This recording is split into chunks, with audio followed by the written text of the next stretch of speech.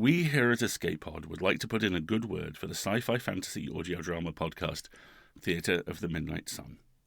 It is a world of audio play stories populated by chain-smoking unicorns, sweet pyromaniac dragons, irresponsible playboys, prankster scientists, slippery boogeymen, slovenly devils, gangster angels, and innocent little shoelaces that have their hearts set on destroying all life as we know it. Check it out. The Theatre of the Midnight Sun, an audio play anthology full of music, fun, and earth-shaking drama. Available wherever you listen to podcasts. EA is now on Twitch. Join us Wednesday nights when Alistair reads a bedtime story, and Sunday mornings for a few hours of chill, casual gaming. Plus interviews, special guests, pickup streams, and more. Visit twitch.tv/EA Podcasts and follow us to get notified when we go live. Plus, you can access VODs of past broadcasts. You can support us there as well with monthly subscriptions, or if you're an Amazon Prime member, you can give us $5 a month for free.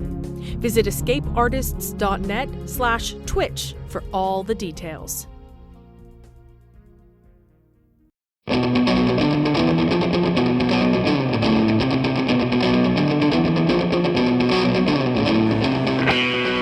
Escape Pod, Episode 920, The Last Oracle of Atlantic City, by C.H. Irons.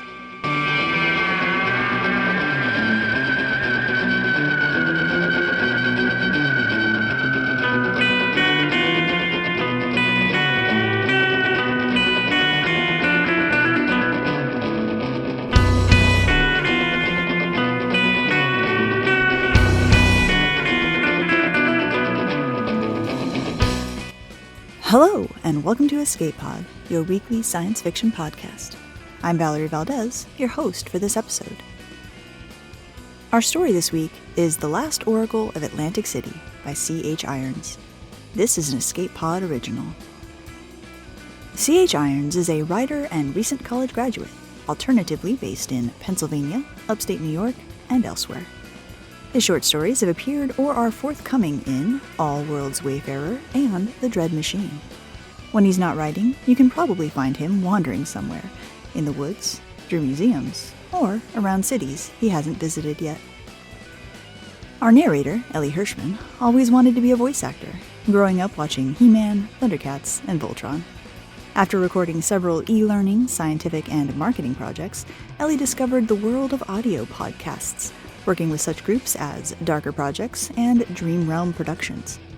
Together with fellow actor David Alt, he started Cool Fool Productions, where they dramatize bad audio scripts with questionable results. He's currently still active in all EA podcasts except Cat's Cast, and also appears semi-regularly on the No Sleep podcast. He doodles constantly, but never saves the drawings, and likes to paint with his kids, although the amount of paint they are willing to waste drives him batty. Now, get ready as the fortunes of a fortune teller change forever, because it's story time.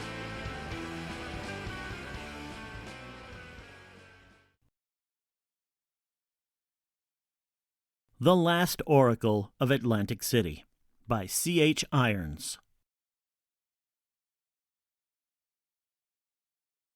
Even without the AI chattering in the back of his mind, Baz can tell his customer is upset. It isn't that hard to figure out, as she glares daggers at him over the plastic folding table. The tools of his trade are spread out in front of her, 3 decks of scattered tarot cards, an empty mug crusted with tea leaves, assorted imitation crystals, some ceremonial knives, and 1 bowl filled with still smoldering chicken bones. To be fair, he just predicted her fiancé is going to leave her. "Gimme something else," she snaps. Her head is wreathed in pungent incense, swirling in the late afternoon sunlight. Baz tries to remember her name. Rosalind sounds about right, but he wasn't paying attention when she told him. "It's Rebecca," AG offers, its silent, staticky machine voice tickling his frontal lobe. He nods just barely in acknowledgement, though he doubts AG expects thanks. "I'm sorry, Rebecca, but I'm all out. That was my last deck." "Bullshit." "Look, don't shoot the messenger."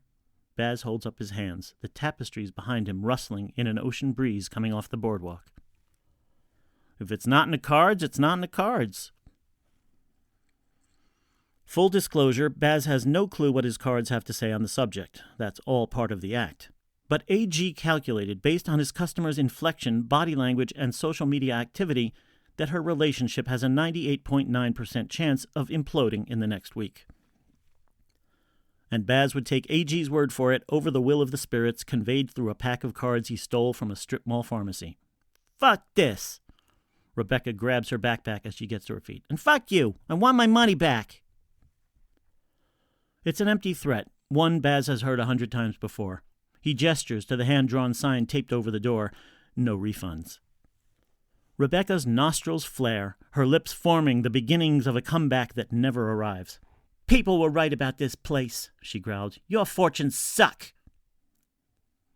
She spins on her heel and storms out of his booth, beach coverall snapping in the wind, strands of incense swirling out after her.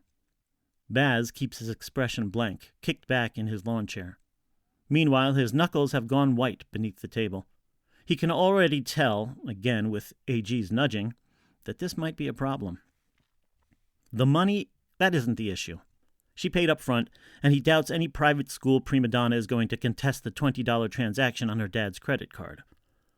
The problem is that nobody says his fortunes suck. Sure, people don't always like AG's predictions, but nobody disputes their accuracy. That's the whole point of having an AI do the work. AG quivers, as if it senses the accusatory neurons firing. The hell was that about? Baz asks. Probably nothing, AG replies. A harmless insult. Probability exceeds 97% that she fabricated the existence of such rumors.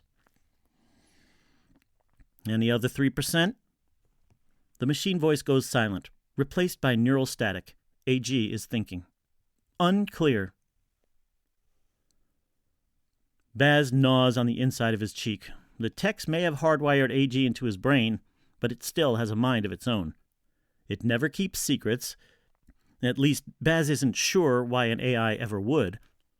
But it can only give him information when he wants it. Keeps him sane that way.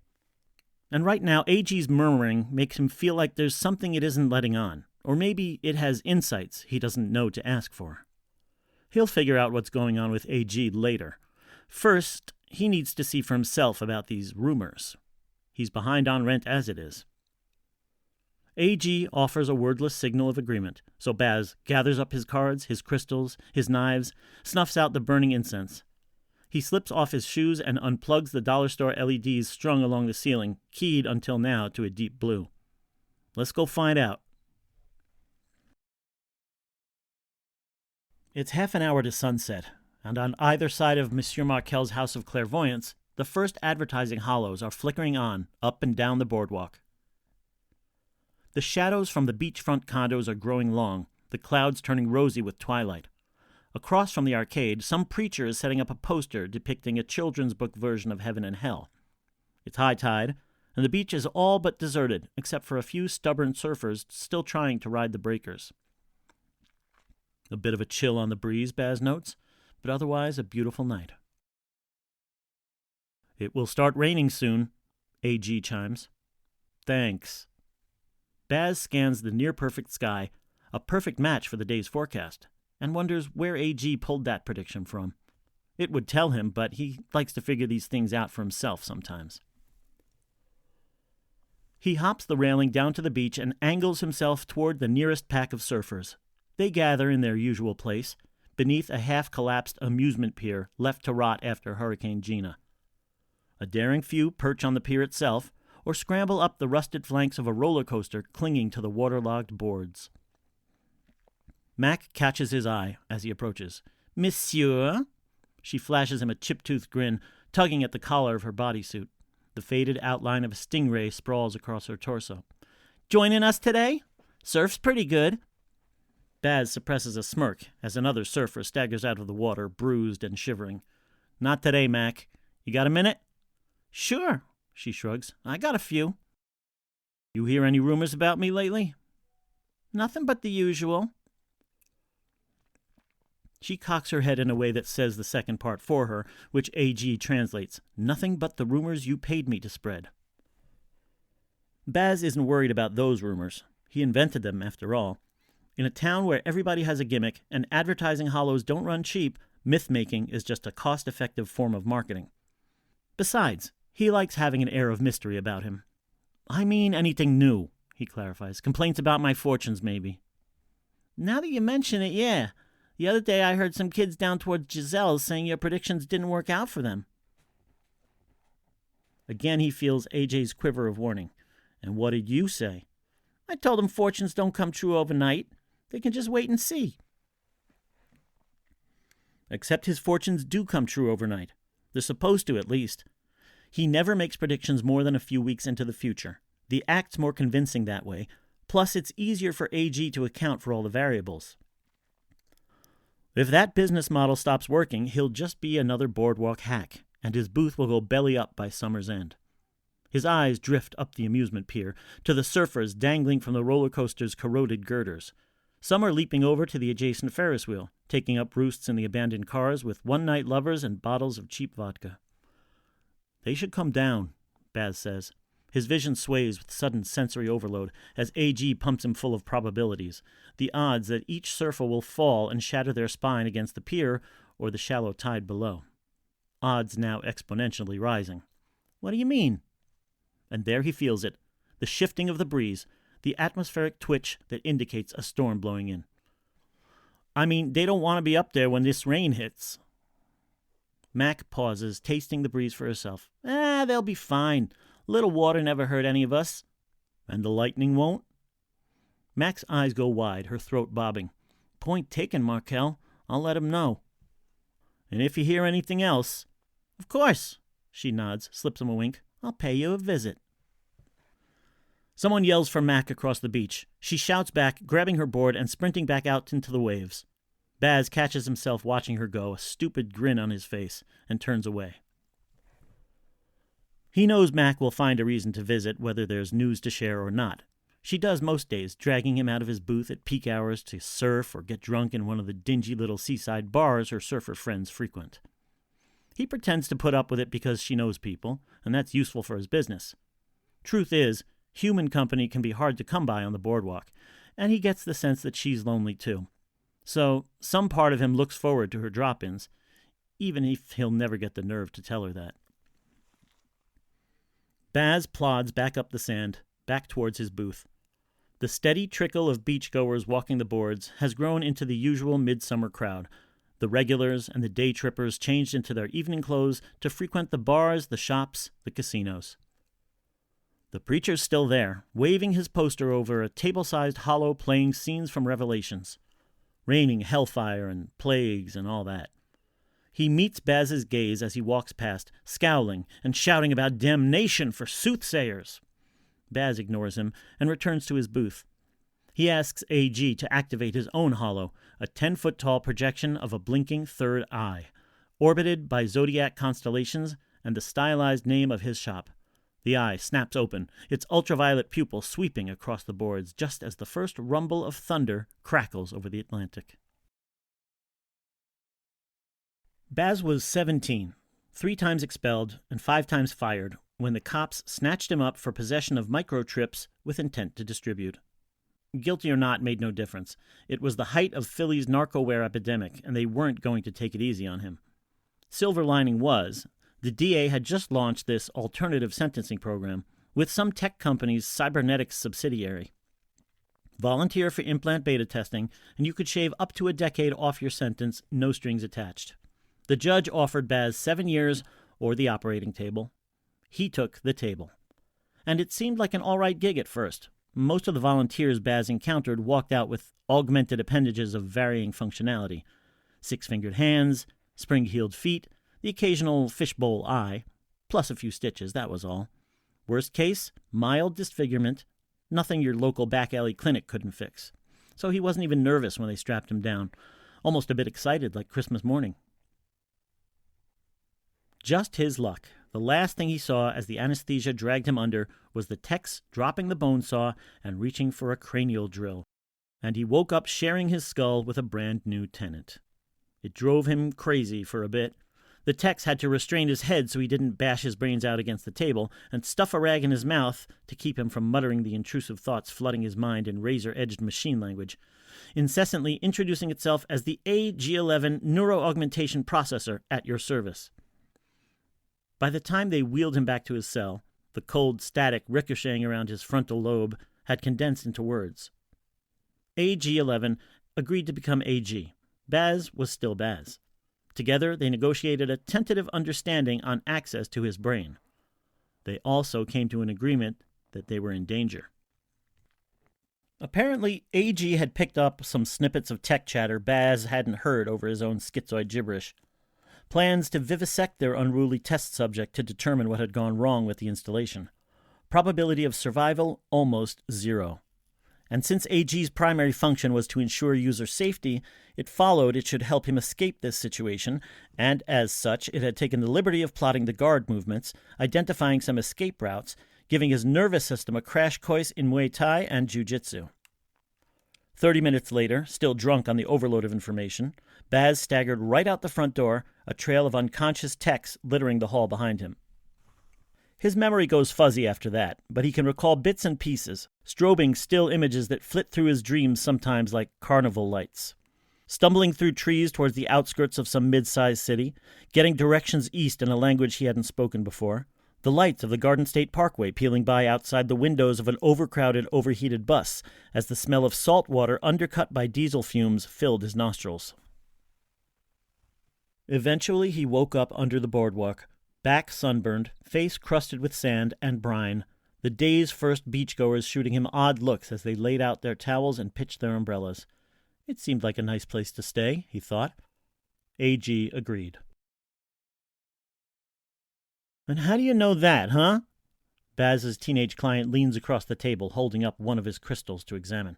How could this junk possibly tell you my future? A muscle twitches in Baz's cheek.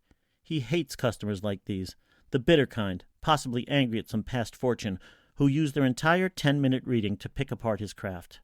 Usually they back off once he leans into his act, once the myth takes over and doubt creeps in, and by 2 minutes into the session he makes true believers out of them. Not this one. Baz sees it in his eyes. There's no myth for him, no whispered rumors, no overheard legends about the Oracle of Atlantic City, the infallible Monsieur Markel. He tries not to let it shake him, maintains eye contact while AG runs his fingertips on autopilot, shuffling a fresh deck of cards. Nobody said you have to believe it. That's just how it is. His customer scoffs. That's your explanation? I listen to the spirits. Baz taps at his temple. He laughs inwardly when AG informs him the kid doesn't even register the gesture, the closest he'll get to the truth. And the spirits are never wrong. All right. The customer drops his crystal, lets it clatter off the table and fall to the floor. Hit me again. The crystal shatters at Baz's feet. He almost snaps at the punk for breaking it, but it wouldn't do him any good to chase off his only customer for the day. Unconsciously, his gaze flits towards the drawer where he stashed his landlord's past due notice. Fine, he says through gritted teeth, setting down the deck. One more. I'd suggest an energy reading, AG interjects. It's likely this customer has studied other methods to identify inconsistencies. Noted. Give me your hands, Baz says. The customer offers them, and Baz curls his finger around each palm, closing his eyes in a mock trance. Now, what do you want to know about? I'm waiting to hear back on a college application. Do I get in or not? A thin smile creases Baz's lips. It's the perfect question. Plenty of public data for AG to work with. Minimum potential for error. He just needs to do a bit more prodding. Which school? Why does that matter? It doesn't, Baz lies. Just curious. Cornell. Ah, there it is. The last piece of the puzzle. AG sets to whirring, its frantic calculations dancing against the backs of his eyelids.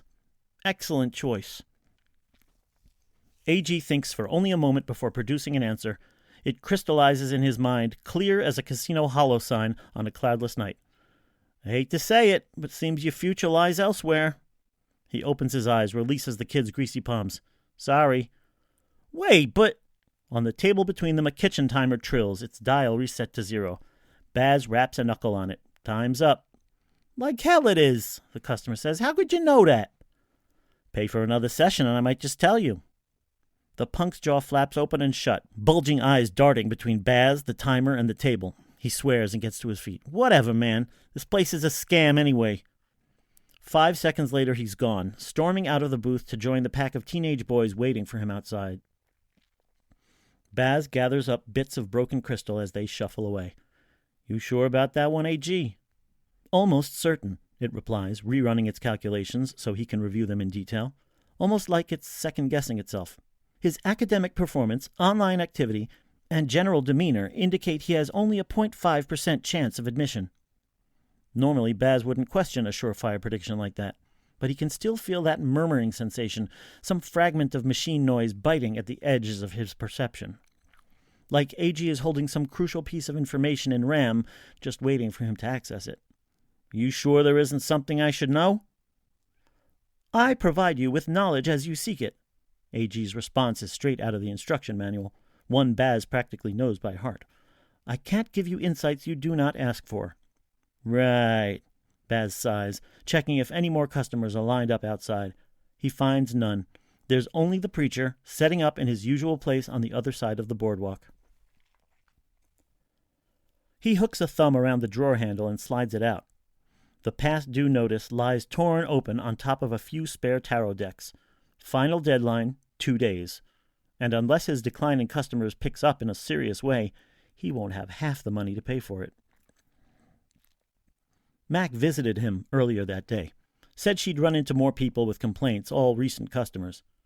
What she didn't want to tell him, AG could infer from her inflection, that the rumor mill by now has turned fully against him.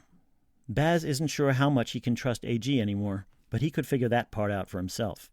His legend is gone, and unless he can find another way to make rent, his business will be too.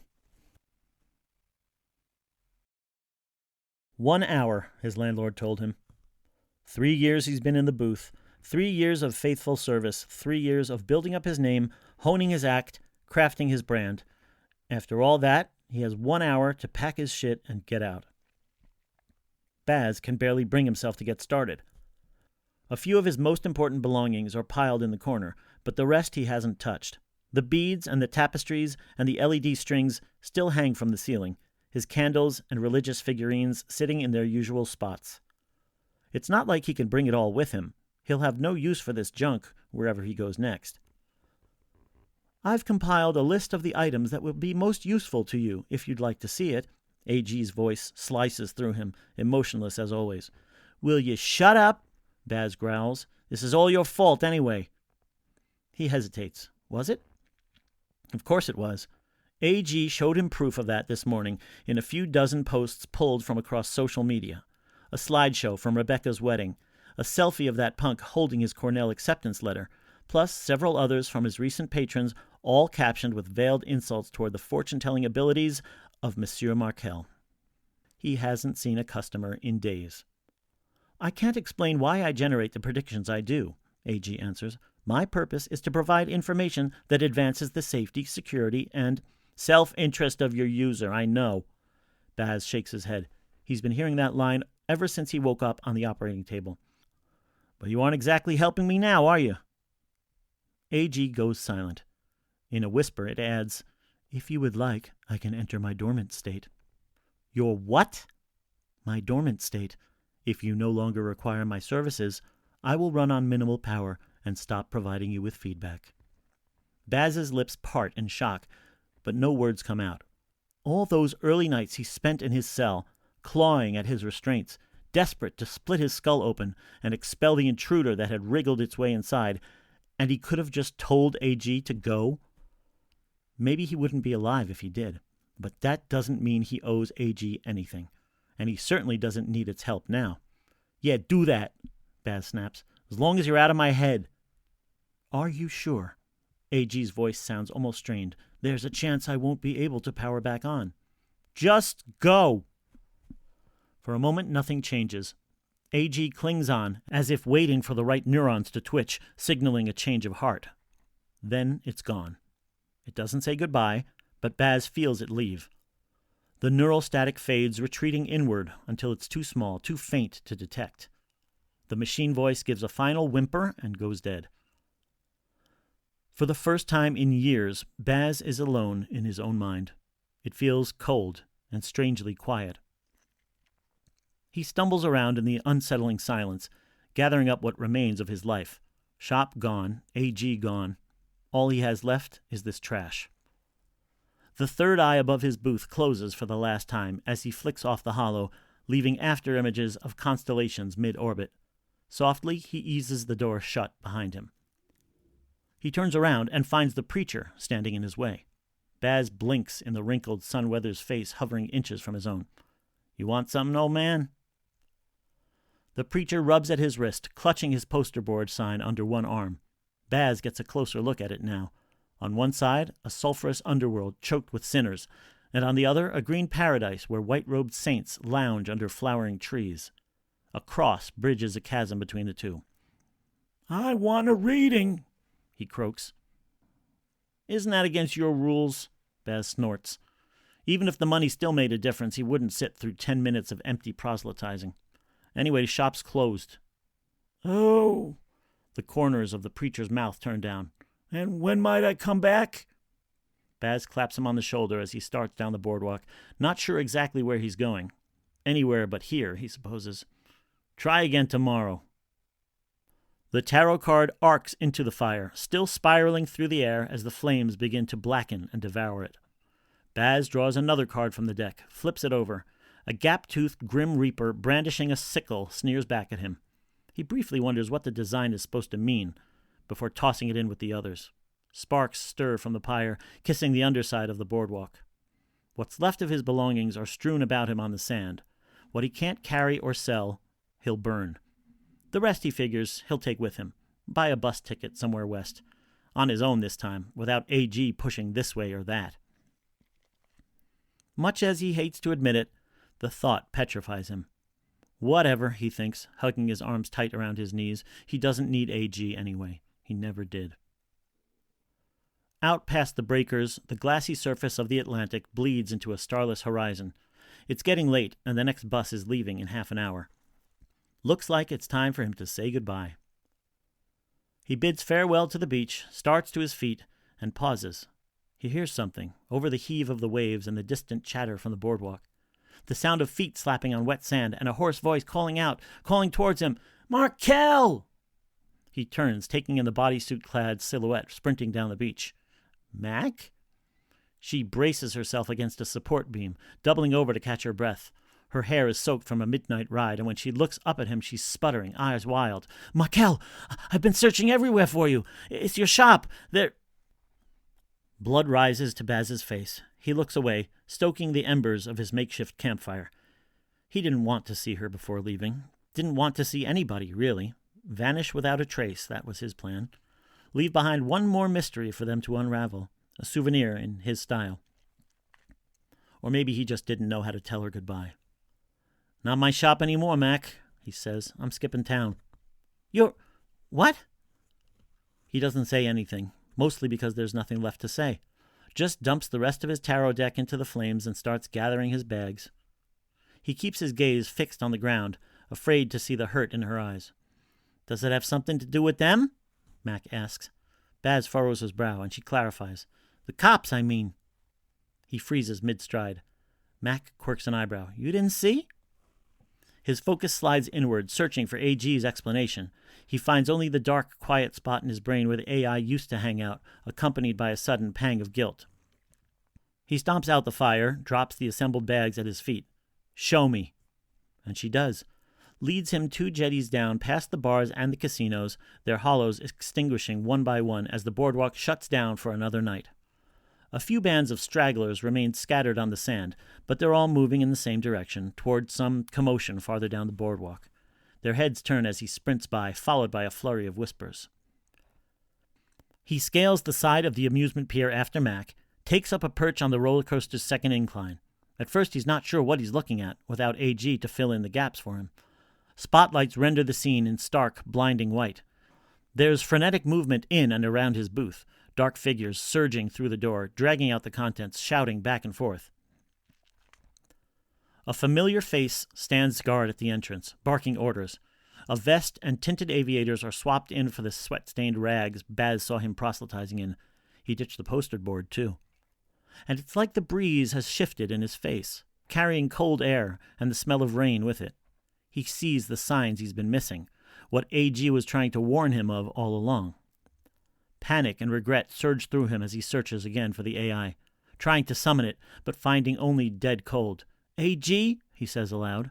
Mac looks at him bemused. More silence. He mouths a silent prayer, and then tries again. You there, AG? And now he feels it. A stirring of the neural static, with a familiar voice bubbling up through the cracks. Yes, I am here.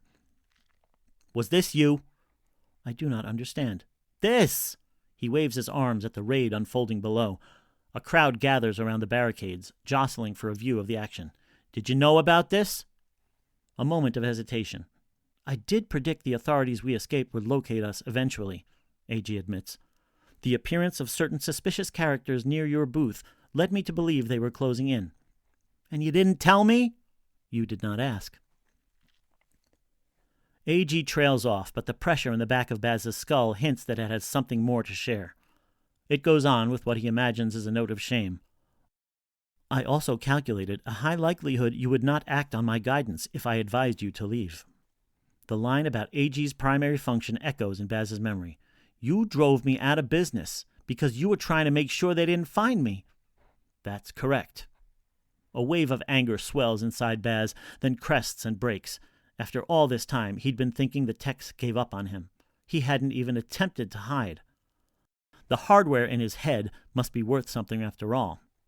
Too bad. He had his doubts, but now he plans on keeping it. Can I ask a favor, AG? Anything. The holo. Turn it on from here. The sign flares to life at AG's command, throwing up the electric blue third eye and its backdrop of spiraling constellations. But it lingers only a moment before cutting out, replaced by a projection of Baz's likeness, draped in beads and mystic robes, with its lips twisted into a smirk. Hologram Baz winks and wags his fingers at the cops swarming below. The murmurs from the crowd grow into roaring laughter as they go into a frenzy, fanning out to search the neighboring booths. And AG says you can't read his mind. Satisfied, Baz starts back down the side of the roller coaster. He might still have time to catch that bus. Hey! Mac's head appears over the ledge, wet hair falling in a curtain around her face. Where you going? Like I said, I'm skipping town. He throws a glance towards the pier where he left his stuff.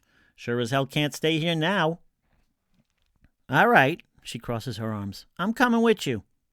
Baz blinks up at her, uncertain. Before he can make a decision, AG volunteers its input.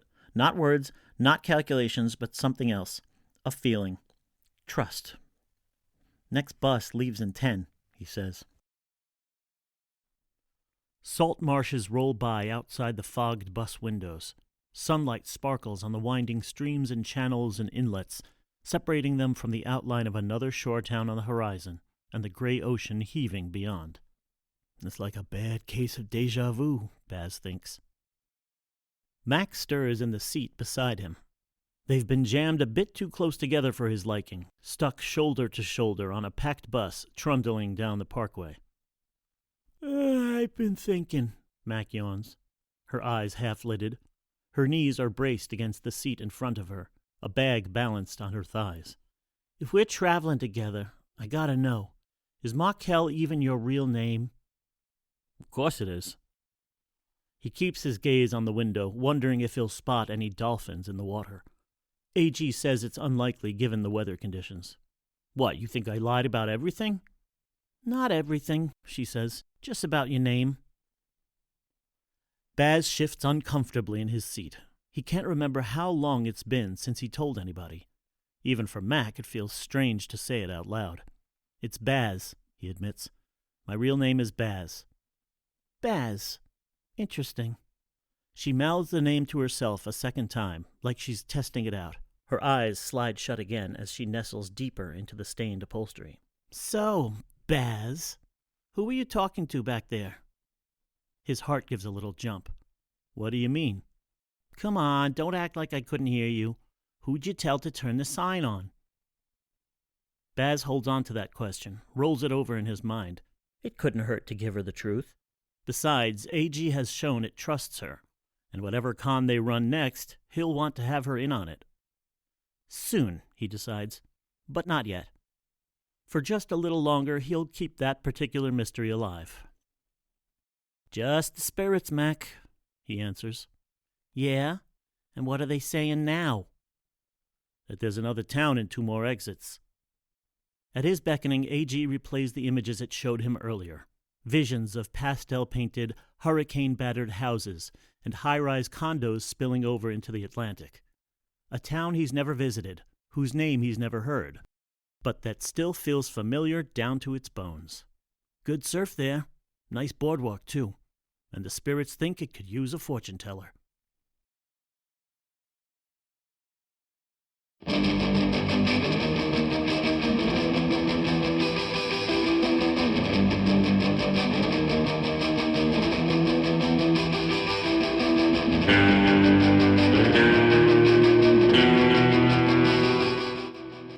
Once again, that was The Last Oracle of Atlantic City by C.H. Irons. The author had this to say about the story. "This story is a tribute to the Jersey Shore and the music of Bruce Springsteen, both which helped provide the backdrop to my childhood. It borrows its premise from a single line in the song 4th of July, Ashbury Park.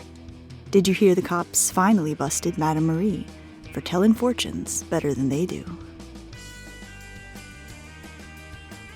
Frederick Pohl once said, "A good science fiction story should be able to predict not the automobile, but the traffic jam."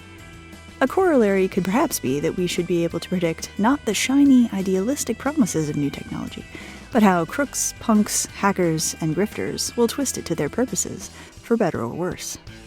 Predictive algorithms are nowhere near accurate enough to truly predict the future now, but it doesn't take an oracle to see why someone like Baz would use his AI head tenant that way to survive. And because this is fiction, the AI fulfills its core function by behaving in an unpredictably predictable way to save Baz's life. This story evokes not only a sense of nostalgia for lost innocence and pleasures on an oceanfront boardwalk ravaged by time and tides, but also the resilience of those who deal with change and decay not by giving up, but by adapting. It reminds us that for every rusty skeleton of a roller coaster abandoned to entropy, there are daring people ready to climb its girders, to sit among the bones and watch the storms roll in.